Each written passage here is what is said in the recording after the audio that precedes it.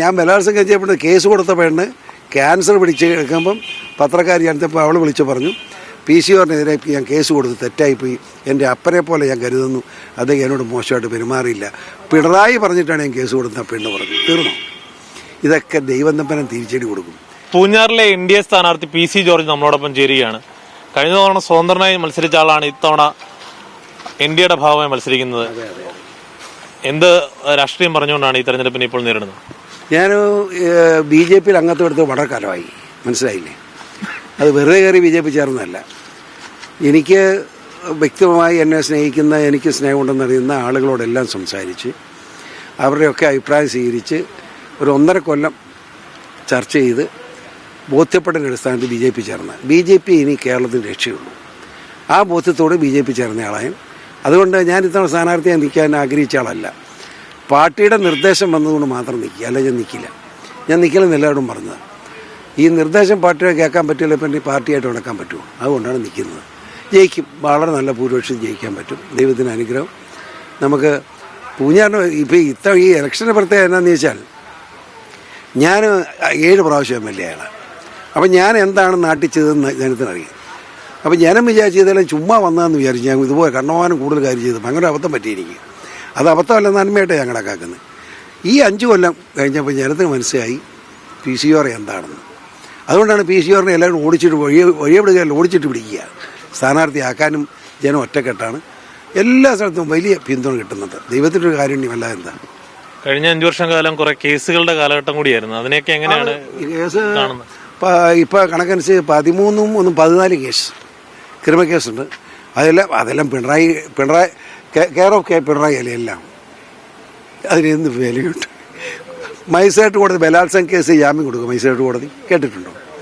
Thiruvananthapuram 3ാം class magistrate ബലാത്സംഗ കേസിന് ഒരു ചിരി ചിരിച്ച് ഞാൻ ജാമ്യം അനുവദിച്ചിരിക്കുന്നു. മതിയായോ? പിണറായിയുടെ സൂക്കേട് തീർന്നോ? ഞാൻ ബലാത്സംഗം ചെയ്യപ്പെട്ട് കേസ് കൊടുത്ത പെണ്ണ് ക്യാൻസർ പിടിച്ച് എടുക്കുമ്പം പത്രക്കാരി അടുത്തപ്പോൾ അവൾ വിളിച്ചു പറഞ്ഞു PCR-നെതിരെ ഞാൻ കേസ് കൊടുത്ത് തെറ്റായിപ്പോയി, എൻ്റെ അപ്പനെ പോലെ ഞാൻ കരുതുന്നു, അദ്ദേഹം എന്നോട് മോശമായിട്ട് പെരുമാറിയില്ല, പിണറായി പറഞ്ഞിട്ടാണ് ഞാൻ കേസ് കൊടുത്ത പെണ്ണ് പറഞ്ഞു. തീർന്നു. ഇതൊക്കെ ദൈവം തമ്പനം തിരിച്ചടി കൊടുക്കും. കള്ളത്തരത്തിനും കൊള്ളയ്ക്കും പിടിച്ചുപറിക്കും ഒന്നും ജനപിന്തുണ കിട്ടുകയില്ല, ദൈവത്തിൻ്റെ അക്കാരുണ്യം കിട്ടുകയില്ല. ഇതൊന്നും ഇല്ലാതെ മുന്നോട്ട് പോകുന്നതുകൊണ്ടാണ് എനിക്ക് വല്ല ക്ഷീണമുണ്ടോ? കണ്ടില്ലേ, രാവിലെ ഉറങ്ങിയതാ, ഒരു കുഴപ്പമില്ല. തെരഞ്ഞെടുപ്പ് കാലമാണ്, പൊതുവെ നാവിനൊരു നിയന്ത്രണത്തിന്റെ എപ്പോഴും വാഗ്വിട്ട വാക്കുകൾ പ്രശ്നമാകുന്നൊരു കാലഘട്ടമാണ്. അതിപ്പോൾ നാവിനൊരു നിയന്ത്രണം ഏർപ്പെടുത്തിയിട്ടുണ്ടോ? ഒരു നിയന്ത്രണമല്ല. എനിക്ക് എന്നോട് ചോദിക്കാനല്ല ഉത്തരം പറയും. അങ്ങനെ നിയന്ത്രിച്ചുകൊണ്ടിരിക്കുക ആര് പറഞ്ഞു? ഇതിങ്ങനെ പല APമാരിങ്ങനെ പലത് പറയും. അത് അതിനകത്ത് ഏവൻകാർക്ക് കൂടണ്ട. ഞാനൊരു കാര്യം കൂടെ ചോദിച്ചോട്ടെ.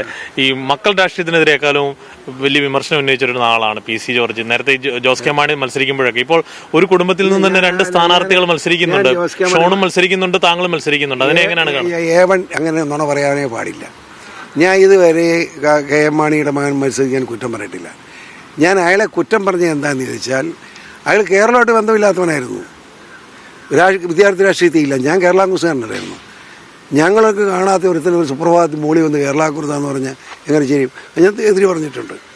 ഇപ്പോൾ അനുഭവിച്ചല്ലോ, പാലക്കാരനെ കൊടുത്തില്ലേ? മാണി സാറിനെ പോലൊരു മനുഷ്യനോട് എത്രമാത്രം സ്നേഹിക്കുന്ന ജനം സ്വന്തം മകനെ എങ്ങനെ തോൽപ്പിച്ചു? മനസ്സിലായില്ലേ? ഞാനിപ്പോൾ എൻ്റെ മകൻ നിൽക്കുന്നു പറയുന്നു. എൻ്റെ മകൻ നിൽക്കുന്നതിന് അവന് ധൈര്യമായിട്ട് നിൽക്കാം. ഞാൻ അവൻ്റെ അടിയൊന്നും അവൻ എന്നെ അടിച്ചിട്ടില്ല. എൻ്റെ പ്രാക്കും അവനില്ല. അങ്ങനെ പ്രാക്ക് കിട്ടുന്നമാരൊക്കെ പോക്കുക. കാരണന്മാരുടെ പ്രാക്ക് മേടിക്കാൻ പാടില്ല. അതാ പറയാനുള്ളത്. ആശംസകൾ PC. Thank you. എന്തായാലും തികഞ്ഞ ആത്മവിശ്വാസത്തിലാണ് PC ജോർജ്. താൻ മുൻകാലങ്ങളിൽ ചെയ്ത വികസന പ്രവർത്തനങ്ങൾ അടക്കം തനിക്ക് വോട്ടായി മാറുമെന്നാണ് PC ജോർജ് വ്യക്തമാക്കുന്നത്. പൂഞ്ഞാറിൽ നിന്നും അനന്തു സുരേഷിനോടൊപ്പം ജോസി ബാബു, മീഡിയ 1.